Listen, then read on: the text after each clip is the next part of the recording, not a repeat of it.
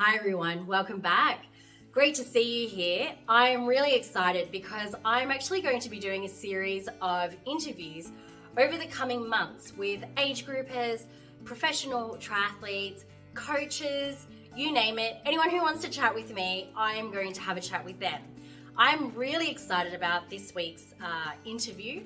It is an audience with Ruth Astle, and we talk about how she feels about her year as it's been, her hobbies, Ironman South Africa, you name it, we talked about it. So sit back, relax, and enjoy. And one more thing, apologies about the audio. I was recording in a booth at my co-working space, and unfortunately my sound was really rubbish, but her sound is really good. So please hang about, have a listen, and let us know what you think in the comments. Thanks very much. Subscribe, share, like, and let us know what you think. Hi everyone, it's Tash from the Stomp the Pedal YouTube channel. I am here with Ruth Astle, who has just been lucky enough to get back into the country after winning her African Championship title in South Africa. So welcome, Ruth. Say hello and give us a bit of an update on how that experience was. Yeah, good to be here. And as you say, really good to be back in the country. There was a bit of a panic waking up on Friday morning to a cancelled flight, many missed calls and messages from people asking if I was going to be able to get back. Trying to find any kind of flights that I could find back to the UK, and booked about 3 or 4 different flights to make sure I could get back, but thankfully made it in time to not have to quarantine. So yeah, it was like generally a brilliant trip, but that final day of massive stress was not the best ending. Oh my God, I know, because it came out of nowhere. So but South Africa is on it. They've got really good medical team, scientists out there, so they were able to identify, which is great, and everybody's able to leverage off that, which is fantastic. So you are a 2-time Ironman world like an Ironman champion, not world, sorry, that's my mistake. One day. But you're a 2-time Ironman champion within 5 weeks of each other. How does it feel? Does it feel any different? Is there pressure to always now win a race? So I don't think it feels generally hugely different. I think definitely people were talking about me differently for South Africa than for Mallorca, I think, coming off the back of the Mallorca win. And I think, like, in some ways it's probably given me the confidence that I feel that I can win. Like, I probably kind of had that confidence before, but you still have that self-doubt and that voice in your head that's like, oh, well, you know, you've not proved yourself yet and you've not really had those results yet. And I think, Mallorca's definitely the race that I think is like a better performance in terms of coming off the back of my calf injury, not having the ideal prep, and I think the kind of field that I was racing against. Like I don't think anyone even talked about me before Mallorca as being even on like the podium. Whereas I yeah, apart from you, I did. I kind of went into it thinking, if I have the kind of race I think I'm capable of, I think I can win. And then I think South Africa, I guess, was the kind of flip of coming off the back of Mallorca, and with the kind of field, people were talking about me a little bit. But like, I don't think, like, for me, it didn't really feel like, oh, that's the pressure, because I think ultimately I'm always going to have the pressure from myself of what my expectations are, where I think I should be performing. And, you know, whether or not people are talking about me outside of that, I don't really care. Yeah. Fair play. I mean, at the end of the day, I think professionals, you need to have an element of within yourself that you do believe that you're a winner. Otherwise, like, you need to already have that. Otherwise, you have self-doubt. So I have a ton of questions because I obviously went out to the Stomp the Pedal familiar. They love you. I love you. So I wanted to ask them, if I had an opportunity to have an audience with Ruth, what kind of questions would you want me to ask her? And so I got a stack of questions. So what I'm going to do is I'm going to go through those questions. We'll allow you to give your side, and hopefully you can let us in on some stuff that you haven't really spoken about, maybe in other podcasts or interviews. So let's kick off with there's going to be no order. So this will keep everybody on their toes. So firstly, what motivates you? Like, what is your why?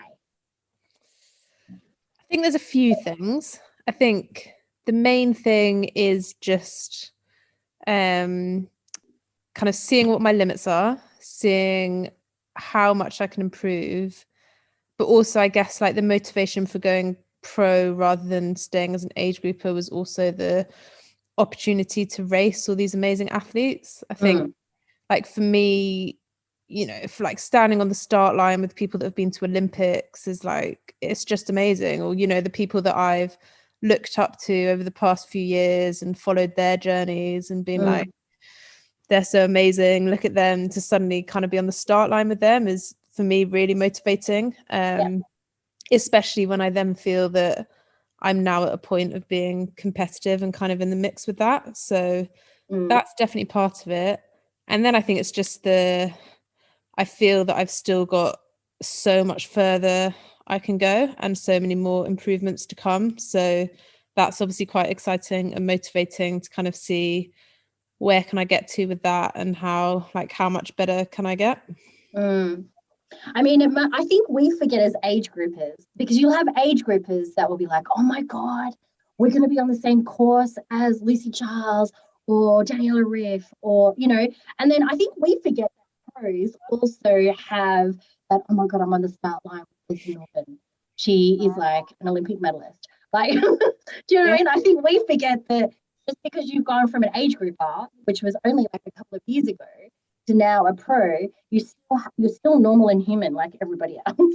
Yeah, and I think that was really interesting at Tulsa this year, that, you know, I think most of the other pros I spoke to on that start line, I think most of them kind of had this, oh, you know, we're on a start line with Daniela, and you know, the kind of excitement of seeing almost like, where do you stack up versus someone like that on their best day? Because like, you know, she on her best day is, or has been, I guess a bit difficult to tell this year, but has been on like a complete different level. So to be able to kind of be on that start line and kind of see where you get to is really cool. And so the pros definitely, I think still, I think by the time the gun goes off, you're then like, you're in your own race, you're not thinking about it. But that beginning bit of, especially for, I don't know, someone like me who's come from not an elite sporting background, nothing like that, to suddenly be like, I seem to be doing this as a pro and I'm standing on a start line with people that have literally done sport their whole lives. Yeah, I know. Pretty cool. That is pretty cool. That actually leads into a question that one of the team have raised, and that is, what sport did you do growing up? And what was that? I'm pretty sure it's hockey, but I'll let you answer. What did you do at school? Yeah, so mainly hockey. I did like little bits of all sorts. Like I did quite a bit of cross country at school. I did a bit of athletics. I tried rowing for a term. I even did a little bit of rugby at uni. Like I kind of I enjoyed doing lots of different things, but I was never particularly good at any of it. So like hockey, I got quite lucky. Like at uni, I was playing in the first team, but mainly because I was just quite fit, so I just ran around a lot. Like I had like literally zero skill. So I kind of had that as my background, and that's partly why I ended up getting into triathlon, because I knew that I'd played like the top level of hockey that I was kind of capable of at uni, so it wasn't really that motivating for me to carry on doing that when I moved to London for work. And it's actually work that gave me a charity spot for a triathlon, that then like I got my taster and then joined my tri club and found all these new friends and realized how fun it was. So definitely not from an elite sporting background. No, me either. I'm like your singer dancer, and anything to do with sport like triathlon, holy bloody hell, I have to work so hard. But Yeah. I love it, and you know that's what keeps us, I think. So this year you have had some struggles with injuries, specifically your calf.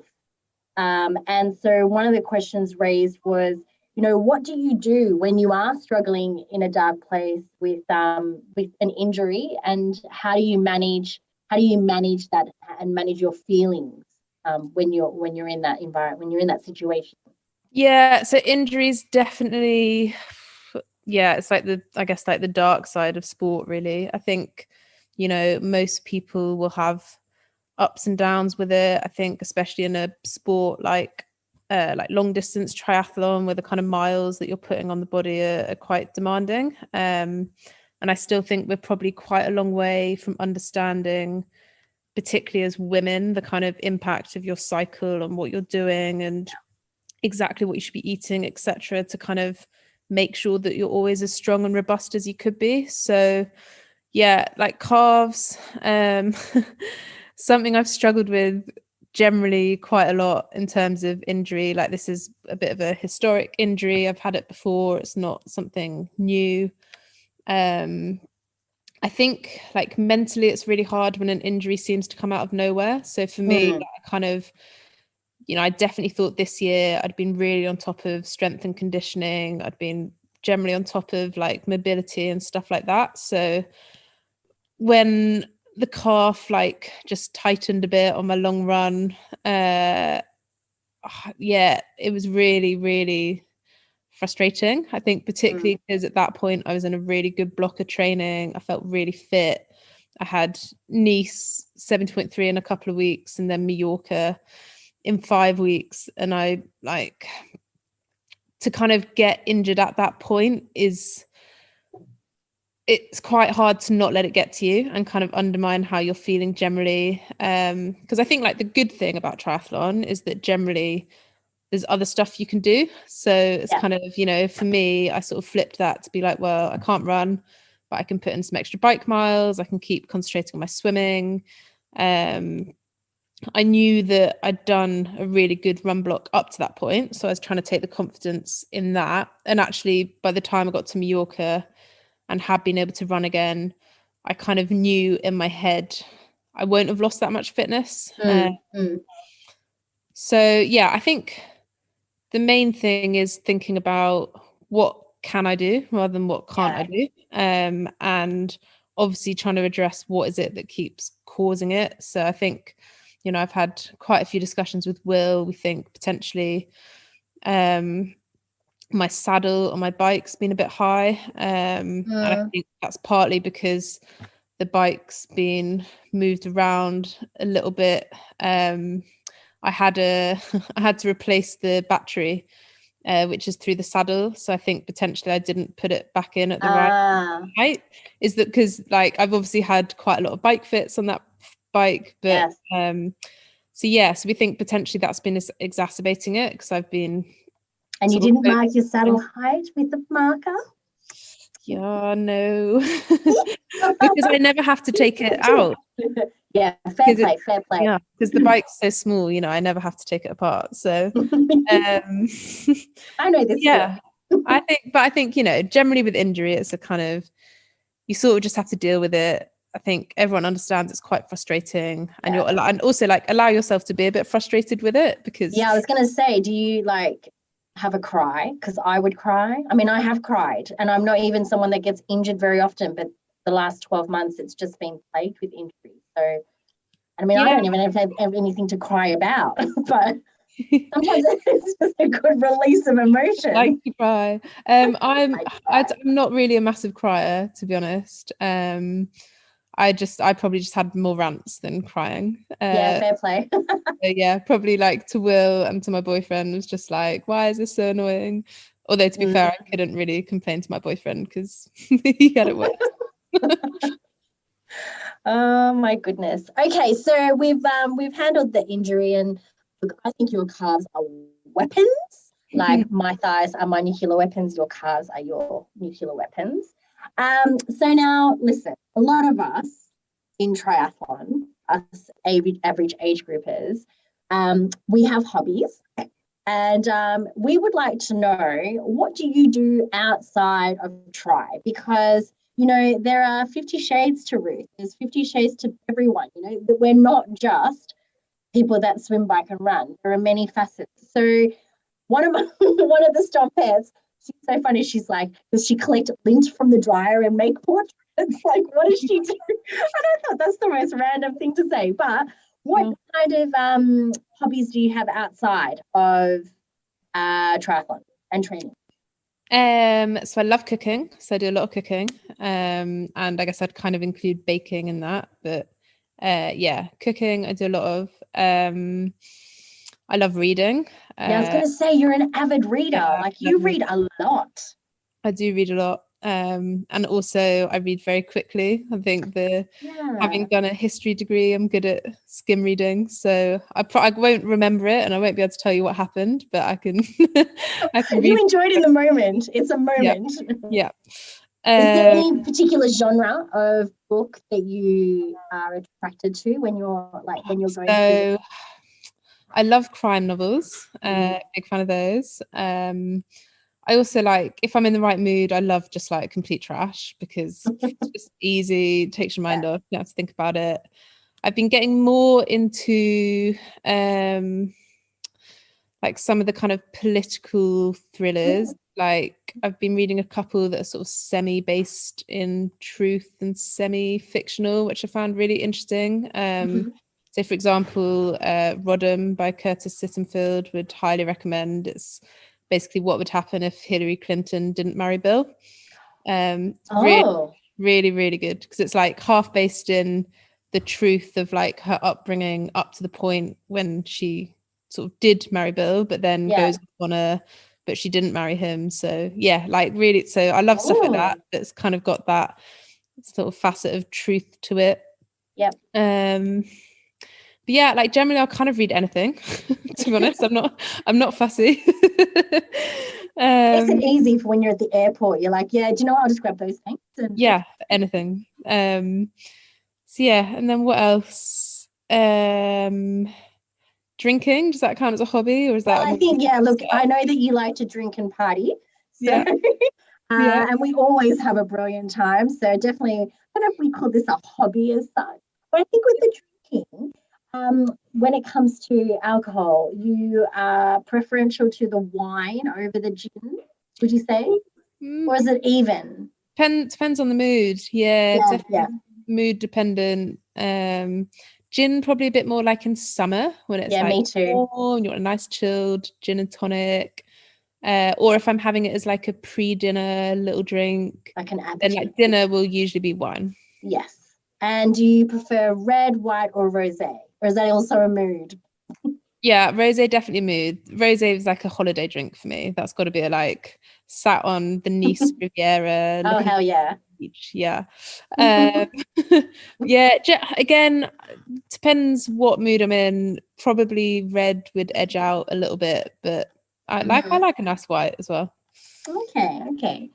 Another interesting question is, what are your dreams? You can't be a triathlete forever, right? So, I mean, you can for now because I reckon you've got a good 10, 15 years still in the sport. But what do you want to do when you grow up? Like out of once you've done triathlon and you've reached your pinnacle and your body just won't let you do it anymore. What is that? What do you see yourself doing? I honestly have no idea. Because I think, like you say, it feels like I've still got a lot longer left in triathlon. So I've not really thought past that yet. I think it's like probably different options. So I guess one option would be kind of going back into more of a bigger corporate kind of role, but I don't really know if I'd want to do that. Like I quite like the balance I've got at the moment of doing like a couple of days a week. So I'm still keeping my mind kind of active and have something that's not triathlon focused to think about. But like, I definitely don't ever want to be at a point of being back in the office all of the time. And I think, I don't know whether I want to be going back to almost like working for a big company again. I think like whilst it's working now and I like it, and Lloyd's obviously given me lots of flexibility, which is really good, but I'm kind of, I don't know if in 10-15 years time I want to go back to being in that kind of environment.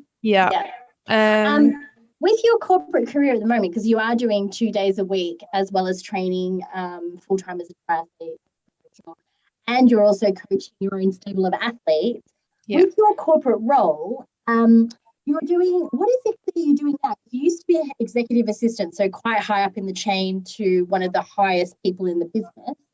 Now that you have gone part-time, your role is on projects in inclusion and diversity, is that correct? Yeah, so when I was thinking about going pro, and as you say, at the time I was doing that executive assistant role,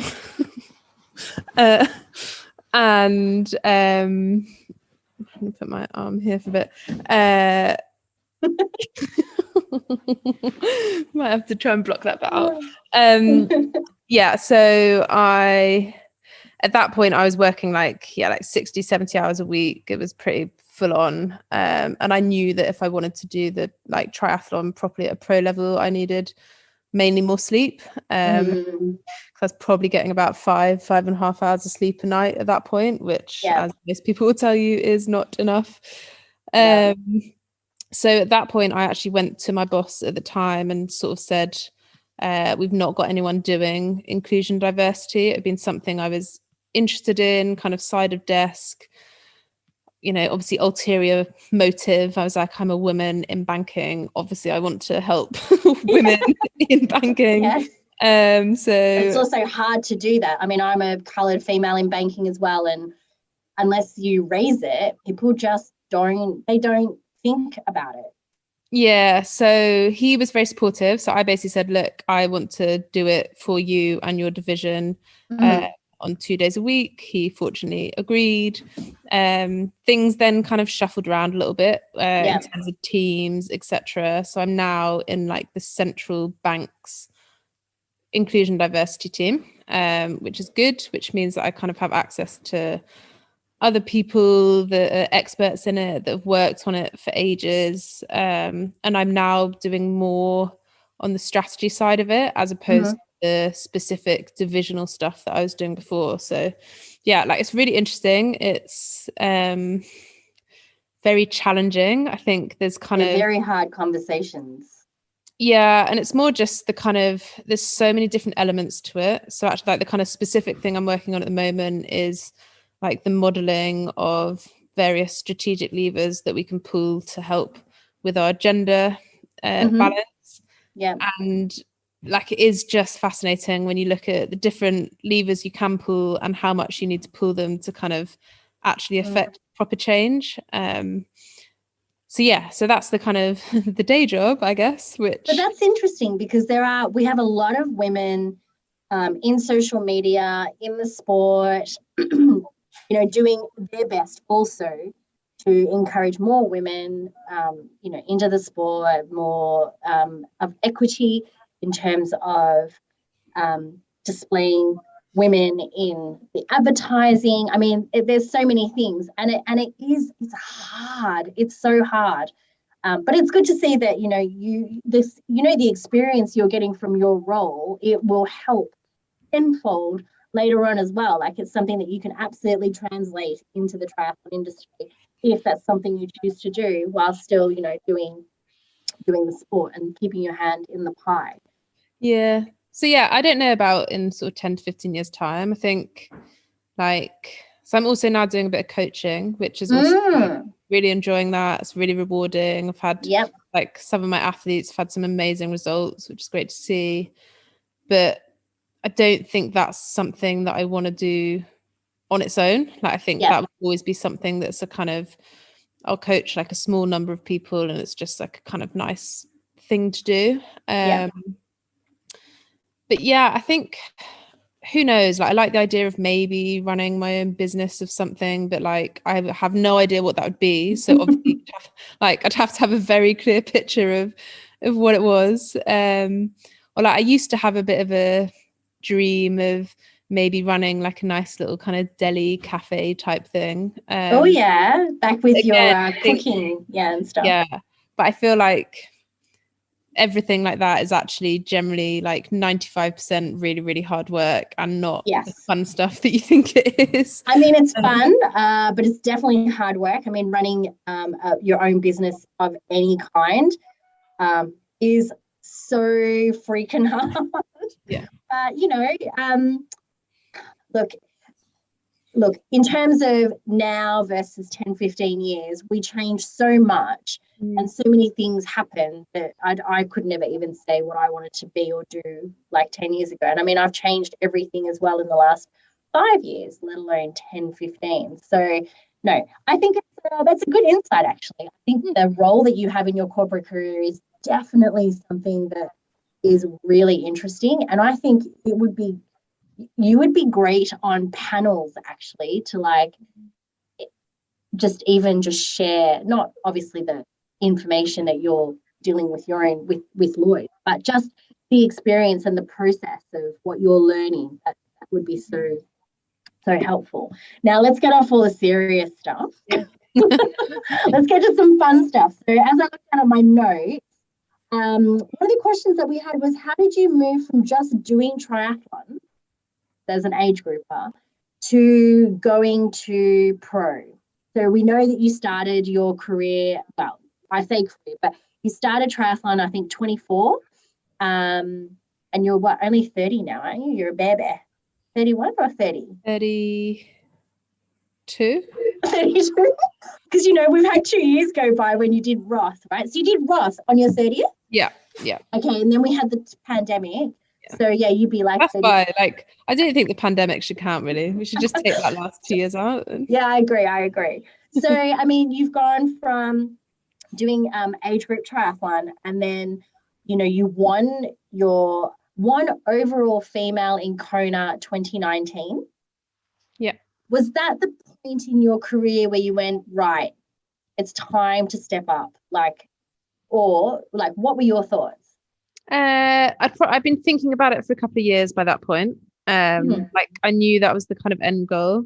I did want to win Kona overall before going pro. But also I wanted to be at the right point with Lloyd's and my career there to make that decision, because I guess that I wanted to be at a point where I was senior enough that it would be quite easy to step out and then come back in if I needed to. So that coincided quite nicely. Like end of 2019 was basically when I'd done about 20 months in that role supporting the senior guy.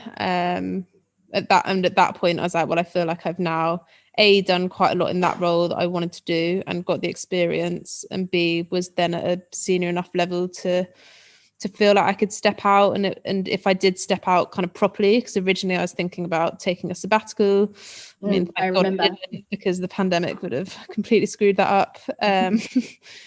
But yeah, so I kind of thought I need to have that option of it's quite easy for me to come back in if I do step out properly. So, but yeah, I think also things like that Kona result, I think like where I placed overall in the field and stuff like that made me feel that yes, I could be competitive as a pro, because I guess I didn't want to just step up and be like a really shit pro. Like fair play. I wanted to feel like I could actually be competitive, and that at some point I could try and like podium in Kona, etc. So yeah, that's kind of why I wanted to tick off some of the stuff like winning Kona as an age grouper. I mean, how exciting, because you're actually 2022, you get to do 2 world championships, 2 Ironman world championships. Have you, I don't know this, but have you qualified for the 70.3 worlds? Is that something that's on your radar, or you're just focused on the St. George Ironman world champs and the Kona world champs? Yeah, I mean, if I qualify for 70.3 world champs. I mean, next year, very unlikely to do it because it's like 2 weeks after Kona. Yeah, it's very silly. So like zero, like especially now that there's so many kind of 70.3 specialists. Like I think it rules out a lot of the people that will be doing Kona, I think, to be competitive there. I mean, Lucy's probably the one person that seems to have superpower recovery skills that could probably back up both. But even then, you know, I think having an Ironman in your legs, like from a couple of weeks before and going at that kind of intensity, I think that's a massive ask for anyone. So yeah, even if I qualify, which I haven't done yet, probably not. Okay, it will be very, very interesting to see who does do them both and who will, and what the result of that race will be, because it's very, for those listeners and those watching, Kona is always held in October normally, and the Ironman 70.3 World Champs is usually held, if I'm not wrong, around September time. So it's always before. Usually like 3 weeks before. Yeah, so it's always before the Ironman World Champs. And this is the first year, I believe, in history that it is going to be flipped. So it'll be very interesting to see who shows up. That'll be yeah. I mean, like maybe if Kona went terribly and Sorry? like maybe if Kona went terribly and like I didn't finish, then maybe. But that's not gonna happen. You're definitely going to finish, and you'll finish well, I think. Now, I know that you have a new bike sponsor and you cannot say who that is yet. But one of the questions is, do you have a favorite TT bike? I'm not sure if you're even allowed to answer it now because, well, I don't know, does it feel incomplete? But do you have a favorite TT bike, even from when you're in your age group days? And why has that been good? Well, obviously my current favourite TT bike is my Shiv, which I've had for the last 3 years. And why? Because it's a really fast bike. I really like it. It's won me a lot of races. And it's also nice and sparkly since I got its nice paint job. So yeah, actually, you know, your bike position at Mallorca, holy Moses. I mean, I think even the commentators, because Laura Siddle was commentating with Welchie, and, you know, they just couldn't speak highly enough about your bike position and how you did not move. Like, you did not move. I think there was a couple of times where you got out of the saddle just to, I think, maybe get up a small hill or whatever. But overall, like, you were just like in that position and just so tucked in. How do you feel like bike positions? What do you think? Bike positions are really important? Yeah, 100%. Like really important. I think like I'm really lucky in that position feels pretty natural to me. You know, obviously some people really struggle to get into a good position. But yeah, I think like the fact that I'm quite short means that I'm quite low to the ground anyway, which helps. But yeah, I think like I just seem to have the right proportions on that bike to have that kind of position. I guess it's also something that I've worked pretty hard with Matt Bottrell to get into that kind of good position. But yeah, I think, you know, I'm always baffled by, you look at some people's positions and I know some people are kind of more aero than they look, but you still look like a lot of the female bike positions out there are, I think, pretty rubbish. Yeah. Yes. I mean, I constantly encourage people to get a bike fit, and obviously get a bike fit with the people that they can afford based on their budget. But, you know, that's one, because we spend most of our time in a triathlon on the bike. It's so crucial that part of that race is just like dialed in. So, yeah, I agree. So I've got a couple more questions. The next question I have for you is, who do you hang out with on the pro circuit? So it's interesting because, you know, everybody, I mean, there's pros that you like admire and look up to, and there's pros that you hang out with, but then they're the same pros that you'll go and race against. What are the dynamics of that? And yeah, who do you hang out with? Who should I hang out with? I mean, I guess friends, Ruth? Who are your friends? I don't have any friends. Leave me alone. Yeah, I think, well, there's people that, I guess there's the people that I hang out with on a more like day-to-day basis of the people that are around Leeds. So like people like Beth Potter, I do a lot of training with her, and we kind of hang out a little bit as well. Outside of that, like I would say, yes, we are, I hope, friends. And obviously I don't have to race her, so that's good. Yeah, that's always good. Not yet anyway, not yet. Nah, not yet. And then I think on the kind of more Ironman circuit, I guess like Hangout is a funny one because I don't live that close to a lot of the long distance pros. So, but I'd say like someone like Kat Matthews, I'd count as a good friend. We've been trying to organize a couple of like training camps and stuff together. But I think like generally, I was actually talking to Kat about this the other day. Like, I think that generally the British pros get on really well. Like, I'd feel pretty happy picking up the phone to quite a few of them to kind of either be like, do you want to come on a training camp with me, or I'm struggling with this, can you help? It feels like a really supportive and nice community. And I think even when you're stood on the start line racing people, like for me in the women's field, it still feels really similar as to when I was an age grouper, that like people are really supportive. So like, for example, before South Africa, we're all like stood on the beach looking at that ocean. Oh my God, the washing machine. Why have we got to get in there? And yeah, and it's like I'm chatting to Lauren Brandon. She's like, I can't believe we've got to go and swim in that. Like, she's like the strongest swimmer other than Lucy. And so I think like you kind of have that camaraderie of people want to beat each other, but you want to beat people on their best day. Like, you don't want to beat someone because something's gone wrong. Yeah. So I think that you still have that really nice. It still has that nice feel to it, I think. As far as I can tell.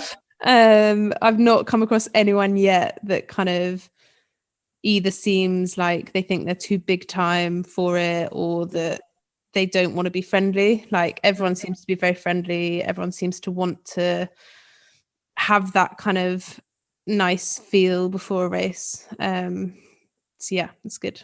I'm not sure if the females in triathlon would even be like that. Like, not want to cheer on each other. I think whether you're an age group or a pro, everyone's quite supportive. And I do agree, the British female triathletes in the professional like arena, the depth is amazing. You go out, when you go out with them, my God, the camaraderie and the fun and the joking, and like, it's so good to see. So definitely queens raising queens there for sure. Now, I'm mindful of time, and we could talk about things forever. Obviously, I need to come and visit you because it's been ages. But we also have an announcement to make to our viewers and to our audience and to those who are listening. Because I run a brand called Stomp the Pedal. No one knows that. Do you? No. Ruth has actually been a stompette since I started. So has actually bought a whole ton of gear in the previous years, in my early years.